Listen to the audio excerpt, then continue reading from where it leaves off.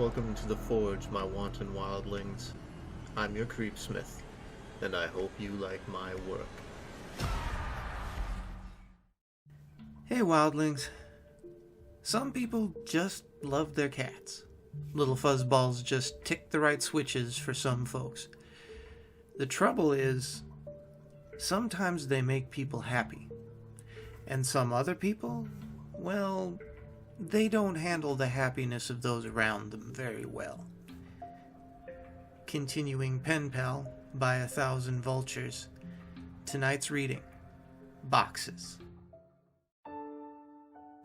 For those of you who have read my other stories and asked if there was more and received cryptic answers from me, I want to apologize for being dishonest. I said several times in the comments that nothing really happened after footsteps, but that wasn't true. The events of the following story weren't locked away in the recesses of my mind. I've always remembered them. It wasn't until I remembered balloons and spoke with my mother about the following events that I realized how intertwined the story was with everything else. But I hadn't really planned on sharing this anyway. My desire to withhold this memory was due mostly to the fact that I don't think I showed good judgment in it. I also wanted consent from another person to tell it so as not to misrepresent what transpired. I didn't expect there to be a lot of interest in my other stories, so I never thought that I'd really get pressed for more details, and I would have been happy to keep this to myself for the rest of my life. I haven't been able to reach that other party, but I would feel disingenuous withholding this story from those who wanted more information now that I've spoken with my mother and another connecting line has been drawn. What follows is as accurate a recollection as I could manage. I apologize again for the length. I spent the summer before my first year of elementary school learning how to climb trees. There was one particular pine tree right outside my house that almost seemed designed for me. It had branches that were low enough that I could easily grab them without a boost, and for the first couple of days, after I first learned how to pull myself up, I would just sit on that lowest branch, dangling my feet. The tree was outside our back fence, and it was easily visible from the kitchen window, which was just above the sink. Before too long, my mother and I developed a routine where I would go play on the tree when she washed the dishes because she could easily see me as she did other things. As the summer passed, my abilities grew, and before too long, I was climbing fairly high. As the tree got taller, its branches not only got thinner but more widely spaced. I eventually reached a point where I couldn't actually climb any higher, and so the game had to change. I began to concentrate on speed, and in the end, I could reach my highest branch in 25 seconds. As kids do, I got too confident, and one afternoon I tried to step from a branch before I had firmly grasped the next one. I fell about 20 feet and broke my arm really badly in two places. My mom was running toward me and yelling, and I remember her sounding like she was underwater. I don't remember what she said, but I do remember being surprised by just how white my bone was. I was going to start kindergarten with a cast, and I wouldn't even have any friends to sign it. My mom must have felt terrible because the day before I started school, she brought home a kitten. He was just a baby and was striped with tan and white. As soon as she put him down, he crawled into an empty case of soda that was sitting on the floor. So I named him Boxes. Boxes was only an outside cat when he escaped. My mom had him declawed so he wouldn't destroy the furniture, so as a result, we did our best to keep him inside. He'd get out every now and then, and we'd find him somewhere in the backyard, chasing some kind of bug or lizard, though he could hardly ever catch one because, he had no front claws. He was pretty evasive, but we'd always catch him and carry him back inside. He'd scramble to look back over my shoulder. I told Mom it was because he was planning his strategy for next time. Once inside, we'd give him some tuna fish, and he came to learn what the sound of a can opener might signal, and he'd come running whenever he heard it. This conditioning came in handy later because toward the end of our time in that house, Boxes would get out much more often and would run under the house into the crawl space where neither of us wanted to follow because it was cramped and probably crawling with bugs and rodents. Ingeniously, my mom thought to hook up the can opener to an extension cord out back and then run it right outside the hole that Boxes had gone through. Eventually, he'd emerge with his loud meows, looking excited by the sound, and then horrified at how we could run such a cruel ruse on him. A can opener with no tuna made no sense to Boxes. The last time he escaped to under the house was actually our last day in it. My mom had put the house on the market, and we'd begun to pack our things. We didn't have much, and we stretched out packing a while, though I had already packed up all my clothes at my mom's request. Mom could tell I was really sad about moving, and she wanted the transition to be smooth for me. I guess she thought that having my clothes in the box would reinforce the idea that we were moving, but things wouldn't change that much.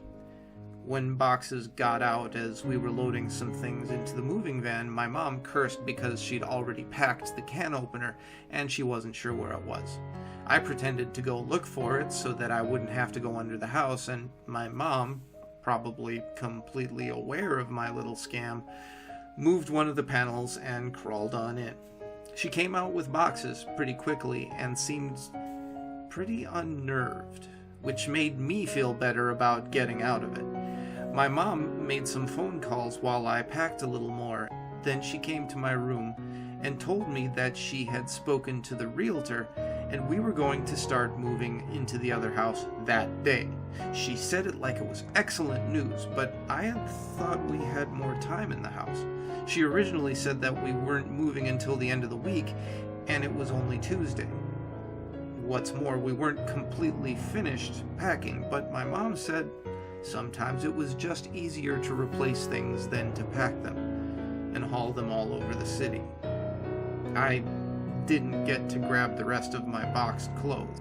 I asked if I could call Josh to say bye, but she said that we could just call him from our new house. So we left in the moving van. I managed to stay in touch with Josh for years, which was surprising since we no longer went to the same school.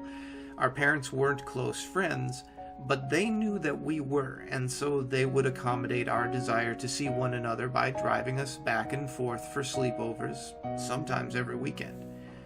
For Christmas one year, our parents even pooled their money and got us some really nice walkie-talkies that were advertised to work across a range that extended well past the distance between our houses. They also had batteries that could last for days if the walkie-talkie was on but not used. They'd only occasionally work well enough that we could talk across the city, but when we stayed over, we'd use them around the house, talking in mock radio speak that we had taken from movies, and they worked great for that. Thanks to our parents, we were still friends when we were 10. One weekend, I was staying over at Josh's and my mom called me to say goodnight.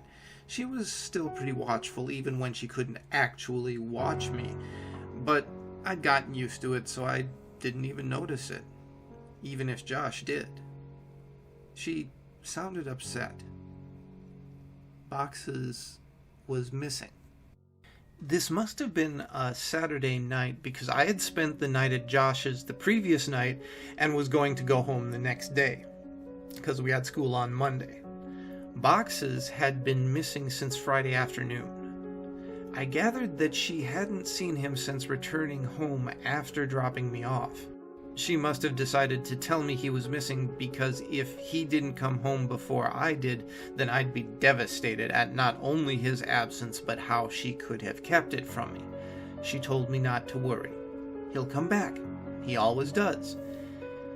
but boxes didn't come back. 3 weeks later, I stayed at Josh's again. I was still upset about the cat, but my mom told me there had been many times when pets disappeared from home for weeks or even months, only to return on their own, and she said they always knew where home was, and they'd always try to get back. I was explaining this to Josh when a thought hit me so hard that I interrupted my own sentence to say it aloud. But what if Boxes thought of the wrong home? Josh was confused. What? He lives with you. He knows where his home is. But he grew up somewhere else, Josh. He was raised in my old house, couple of neighborhoods away. Maybe he still thinks of that place as home, just like me. Oh, I get it. Well, that'd be great. We'll tell my dad tomorrow and he'll take us over there so we can look. No, he won't, man. My mom said that we couldn't ever go back to that place because the new owners wouldn't want to be bothered. She said that she told your mom and dad the same thing. Josh persisted. Okay, then we'll just go out exploring tomorrow and make our way to your old house. No, what if we get spotted? Your dad'll find out, and then so will my mom. We'll have to go there ourselves. We have to go there tonight. It didn't take that much convincing to get Josh on board, since he was usually the one to come up with ideas like this. But we had never snuck out of his house before. It actually turned out to be incredibly easy. The window in his room opened onto the backyard, and he had a latched wooden fence that wasn't locked. After these two minor hurdles, we slipped off into the night, flashlight and walkie-talkies in hand. There were two ways to get from Josh's house to my old house. We could walk on the street and make all the turns, or go through the woods, which would take about half the time. It would have taken about 2 hours to walk there along the street, but I suggested that we go that way anyway. I told him it was because I didn't want to get lost. Josh refused and said that if we were seen, they might recognize him and tell his dad. He threatened to go home if we didn't just take the shortcut, and I accepted because I didn't want to go by myself. Josh didn't know about the last time I walked through these woods at night. The woods were much less creepy with a friend and a flashlight, and we were making pretty good time. I wasn't entirely sure where we were, but Josh seemed confident enough that it bolstered my morale. We passed through a particularly thick patch of tangled trees when the strap on my walkie-talkie got caught on a branch. Josh had the flashlight, and so I was struggling to get the walkie free when I heard Josh say, "Hey man, wanna go for a swim?" I looked over to where he was shining the flashlight, though I closed my eyes as I did because now I knew where we were. He was pointing at the same pool float. This was where I had woken up in these woods all those years ago. I felt a lump in my throat and the sting of fresh tears on my eyes as I continued to struggle with the walkie. Frustrated, I yanked on it hard enough to break it free, and I turned and walked to Josh, who had partially laid down on the pool float in a mock sunbathing pose. As I walked toward him, I stumbled and nearly fell into a fairly large hole that was sitting in the middle of the small clearing, but I regained my balance and stopped right at its edge. It was deep. I was surprised by the size of the hole, but more surprised by the fact that I didn't remember it. I realized it must not have been there that night because it was in the same spot where I had awoken. I put it out of my mind and then turned to Josh. "Quit messing around, man. You saw I was stuck over there, and you were just laying here joking about this float." I punctuated the sentence with a kick to the exposed part of said float, and a screeching rose from it. Josh's smile inverted. He suddenly looked terrified and was struggling to get off the thing, but he couldn't make it in a quick manner due to the awkward way he'd been laying on it. Each time he would fall back on the float and the screeching would intensify.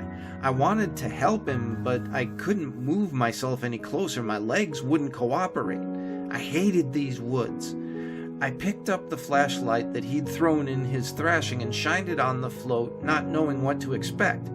Finally, Josh got off of the float and rushed next to me, looking at where I was shining the light. Suddenly, there it was. It was a rat. I started laughing nervously, and we both watched the rat run into the woods, taking the screeches with it. Josh lightly punched me on the arm, the smile slowly returning to his face, and we continued walking.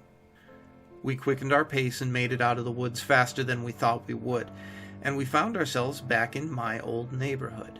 The last time I had rounded a bend, and I had seen my house fully illuminated, and all the memories of what transpired came floating back.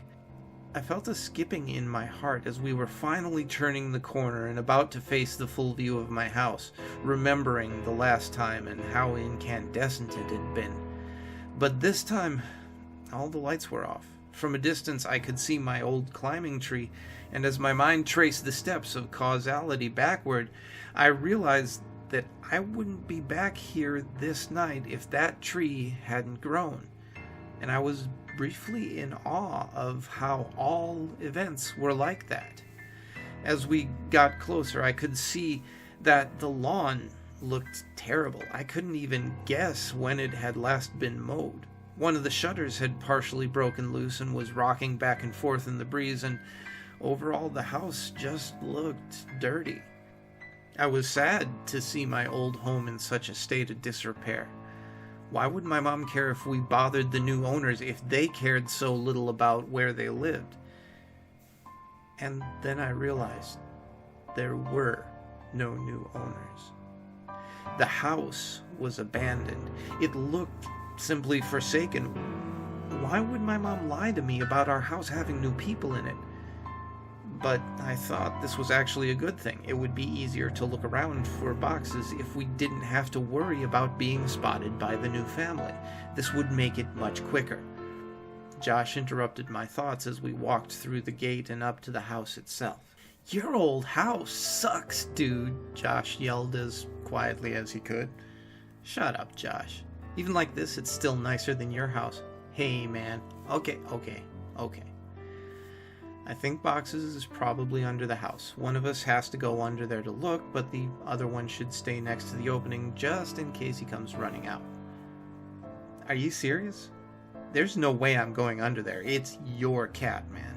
You do it." "Look, I'll game you for it if you're too scared," I said, holding my fist over my upturned palm.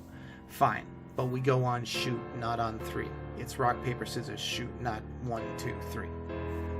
"I know how to play the game, Josh. You're the one who always messes up, and it's 2 out of 3. Well, I lost. I wiggled loose that panel that my mom would always move when she had to crawl under here for boxes. She only had to do it a couple of times since the can opener trick usually worked, but when she had to do it, she had hated it, especially that last time.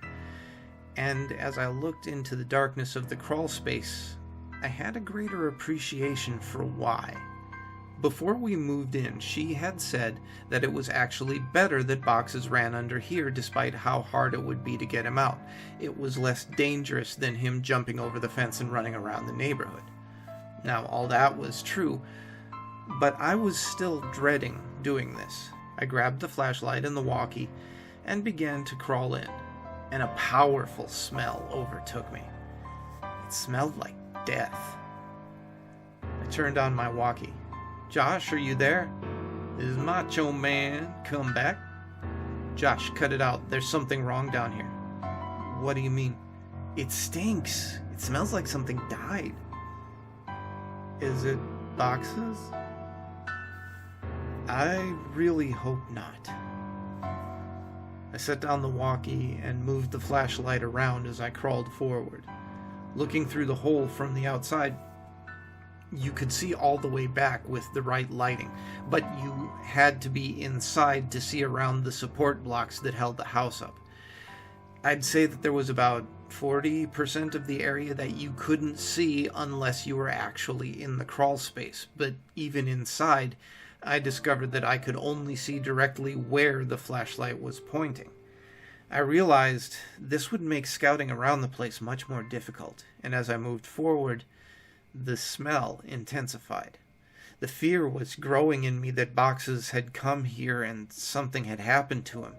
I shined the flashlight around, but I couldn't see much of anything. I wrapped my fingers around a support block to pull myself forward, and as I did that, I felt something that made my hand recoil. Fur. My heart sank, and I prepared myself emotionally for what I was about to see. I crawled slowly so I could prolong what I knew was coming, and I inched my eyes and the flashlight past the block to see what was on the other side. I staggered back in horror. "Jesus Christ!" escaped my trembling mouth. It was a hideous and twisted creature, badly decomposed. Its skin had rotted away on its face, so its teeth appeared to be enormous, and the smell was unbearable. "What is it? Are you okay? Is it Boxes?" I reached for the walkie. No, it's not Boxes. What the hell is it then? I don't know.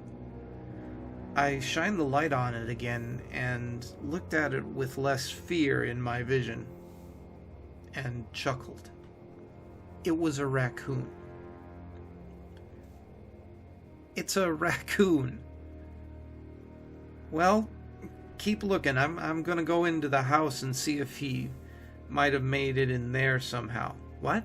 No, Josh, don't go in there. What if Boxes is down here and he runs out? He can't. I put the board back. I looked and saw that he was telling the truth. Why'd you do that? Don't worry, man. You can move it easy. This makes more sense. If Boxes ran out and I missed him, then he'd be gone. If he's down there, then grab him tight and I'll come and move the board. If he's not, then you can move it yourself while I look in the house. Some of his points were good, and I doubted he'd be able to get in anyway.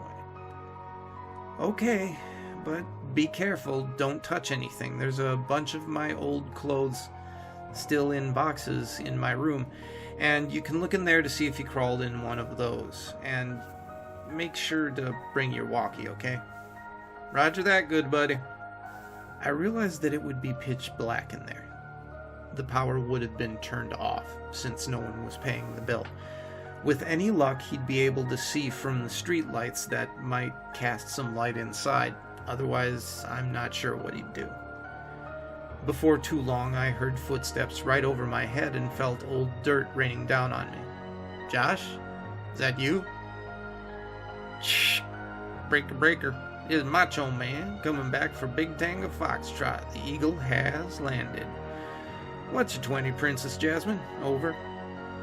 Asshole. Macho Man, my 20's in your bathroom looking at your stash of magazines. Looks like you got a thing for dudes' butts. What's the report on that? Over. I could hear him laughing without the walkie, and I started laughing too. I heard the footsteps fade away a little. He was on his way to my room. Man, it is dark in here. Hey, are you sure you had boxes of clothes in here? I don't see any. Yeah, there should be a couple of boxes in front of the closet. Well, there aren't any in here. Let me check to see if you maybe put them in the closet before you left. I started thinking that maybe my mom had come back and gotten the clothes out and given them away because I'd outgrown a lot of them.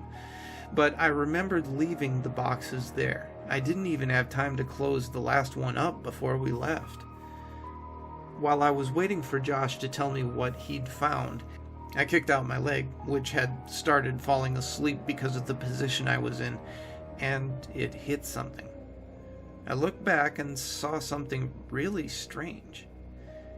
It was a blanket, and all around it there were bowls. I crawled a little closer to it, and the blanket smelled moldy and most of the bowls were empty, but one had something in it that I recognized. Cat food. It was a different kind than we gave to boxes, but I suddenly understood. My mom had set up a little place for boxes to encourage him to come here instead of running around the neighborhood. That made a lot of sense, and it seemed even more likely that boxes would have come back to this place. Oh, that is so cool, Mom, I thought. Found your clothes. Oh, cool. Where were the boxes? Well, like I said, there were none. Your clothes are in your closet. They're hanging up. I felt a chill. That was impossible. I had packed all my clothes, even though we weren't supposed to move for another 2 weeks when we left. I remembered packing them and thinking it was stupid for me to have to get clothes out of the box and put them back in. I had packed them, but someone had hung them back up? Why though? Josh needed to get out of there. That can't be right, Josh. They're supposed to be in the boxes. Stop messing around and just come back outside.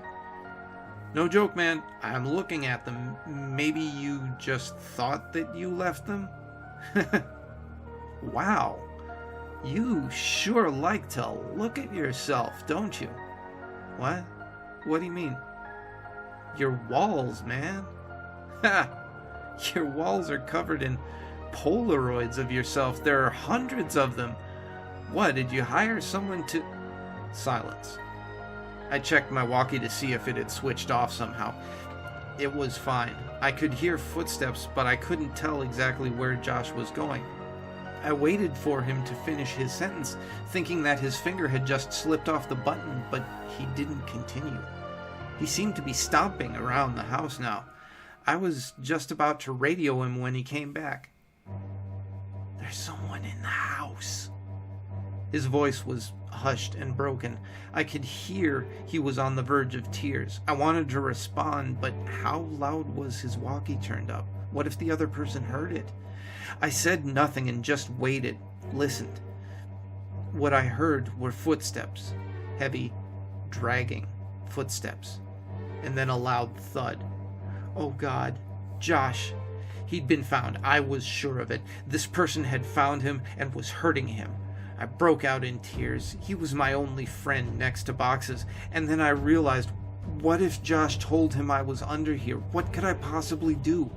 As I struggled to compose myself, I thankfully heard Josh's voice through the walkie. He's got something, man. It's a big bag. He just threw it on the floor. Oh God. Man, the bag, I think it just moved. I was paralyzed. I wanted to run home. I wanted to save Josh. I wanted to go for help. I wanted so many things, but all I could do was lay there, frozen. As I lay unable to move, my eyes focused on the corner of the house that was right under my room. I moved my flashlight, and my breath hitched at what I saw. Animals. Dozens of them, all dead. They lay in piles around the perimeter of the crawl space. Could boxes be among these corpses? Was that what this cat food was for? Seeing this broke my shock, as I knew I had to get out of there, and I scrambled to the board. I pushed on it, but it wouldn't budge. I couldn't move it because it was wedged in there, and I couldn't get my fingers around it since the edges were outside. I was trapped. God damn you, Josh! I heard myself whisper. I could feel thunderous footsteps above me. The house was shaking. I heard Josh scream, and it was matched by another scream that wasn't full of fear. As I continued pushing, I felt the board move, but I knew it wasn't me who was moving it. I could hear footsteps above me and in front of me, and shouting and screaming filling the brief silences between the footsteps. I moved back and held my walkie ready to defend myself, and the board was thrown to the side and an arm shot in and grabbed me. Let's go, man, now! It was Josh, thank God. I scrambled out of the opening, holding the flashlight and the walkie. When we got to the fence, we both jumped it, but Josh's walkie fell. He reached for it, and I told him, no, forget it. We had to move. Behind us, I could hear yelling, though they weren't words, only sounds. And we, perhaps foolishly, ran for the woods to get back to Josh's quicker and be somewhat harder to follow. The whole way through the woods, Josh kept yelling, My picture! He took my picture! But I already knew the man had already taken Josh's picture from all those years ago at the ditch. I suppose Josh still thought of those mechanical sounds as from a robot. We made it back to Josh's house and made it back into his room before his parents woke up. I asked him about the big bag and if it really moved, and he said he couldn't be sure. He kept apologizing about dropping the walkie at the house, but obviously that wasn't a big deal. We didn't go to sleep and sat peering out the window, waiting for him. I went home later that day, as it was about 3 a.m. already. I told my mom the basics of this story a couple of days ago. She broke down and was furious about the danger I had put myself in. I asked her why she'd made all those things up about bothering the new owners to stop me from going. Why did she think the house was so dangerous? She became irate and hysterical, but she answered my question. She grabbed my hand and squeezed it harder than I thought her capable of, and locked her eyes to mine, whispering as if she was afraid of being overheard. Because I never put any fucking blankets or bowls under the house for boxes. You weren't the only one to find them. I felt dizzy. I understood so much now. I understood why she looked so uneasy after she brought boxes out from under the house on our last day there. She found more than spiders or a rat's nest that day. I understand why we left almost 2 weeks early. I understood why she tried to stop me from going back. She knew. She knew that he had made his home under ours, and she'd kept it from me. I left without saying another word, and I didn't finish the story for her, but I want to finish it here for you. I got home from Josh's that day. I threw my stuff on the floor and it scattered everywhere. I didn't care. I just wanted to sleep. I woke up around 9 p.m. to the sound of boxes meowing. My heart leapt. He had finally come home. I was a little sick about the fact that if I had just waited a day, none of the previous night's events would have happened, and I'd have boxes anyway. But that didn't matter. He was back. I got off my bed, and I called for him, looking around to catch a glint of light off his eyes. The crying continued, and I followed it. It was coming from under the bed. I laughed a little, thinking that I'd just crawled under a house looking for him, and how this was so much better. His meows were being muffled by his shirt, so I flung it aside, and I smiled, yelling, "Welcome home, Boxes!" His cries were coming from my walkie-talkie. Boxes never came home. Starting to come together now? Yeah, don't worry. It gets worse. You'll see. Stay scary, my wildlings. Take good care of your little fur babies. And make the most of your nights.